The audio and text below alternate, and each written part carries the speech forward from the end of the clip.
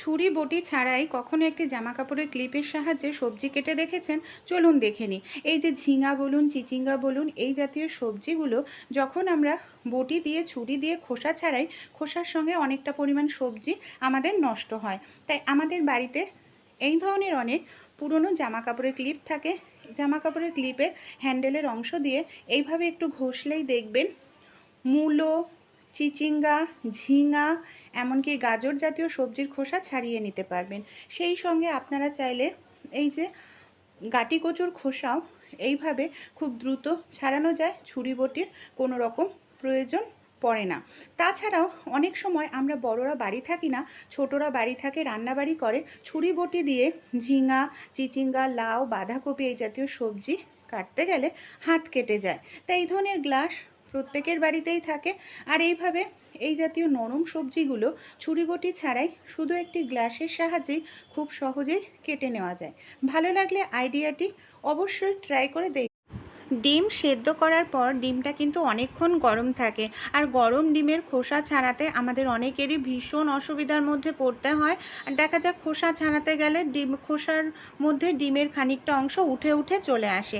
তাই ডিমে কোনো রকম হাত দিতে লাগবে না, খুব সহজেই হাত দেওয়া ছাড়াই গরম ডিমের খোসা আপনারা এখন সেকেন্ডের মধ্যে ছাড়িয়ে নিতে পারবেন। আমার ডিমগুলো আমি দেখিয়েছি, একেবারে গরম ছিল। একটি পাত্রের মধ্যে নিয়ে পাত্রটাকে ঢাকনা দিয়ে ঢাকা দিয়ে এইভাবে কিছু সময়ের জন্য একটু ঝাঁকিয়ে নেব। এইভাবে কিছু সময় একটু ঝাঁকাতে থাকলে ডিমগুলো বাড়ি খাবে। এর ফলে ডিমের খোসা হাত লাগানো ছাড়াই একা একাই দেখুন ছাড়ানো হয়ে যাবে। এই দেখুন। আর এইভাবে ডিমের খোসা ছাড়ালে খোসার মধ্যে আপনাদের ডিম উঠে আসবে না, ডিমগুলোও খুব সুন্দরভাবে ছাড়ানো হবে। ভালো লাগলে ট্রাই করুন।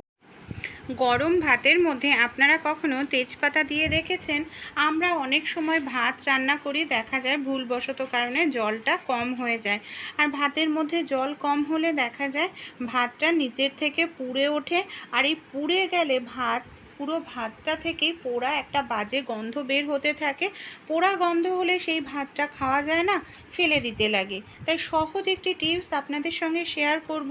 যদি কোনো কারণে ভাত তলায় পুড়ে যায় বা লেগে যায়, ভাতের পোড়া গন্ধ দূর করার জন্য নিয়ে নেবেন 3-4টে তেজপাতা, ভালো করে জল দিয়ে ধুয়ে। এটা অবশ্যই গরম ভাতে করতে হবে। আমার ভাতটা এখনও গরম রয়েছে। তেজপাতা ভাতের মধ্যে দিয়ে ঢাকনা দিয়ে ঢেকে দিন 10 মিনিটের জন্য। 10 মিনিট পর আপনারা ঢাকনা খুলবেন, তারপর গরম ভাতের থেকে তেজপাতাগুলো বের করে নেবেন। দেখবেন তেজপাতা ভাতের পোড়া গন্ধ অ্যাবজর্ব করে নেবে, ভাতটা পোড়া গন্ধ বের হবে না।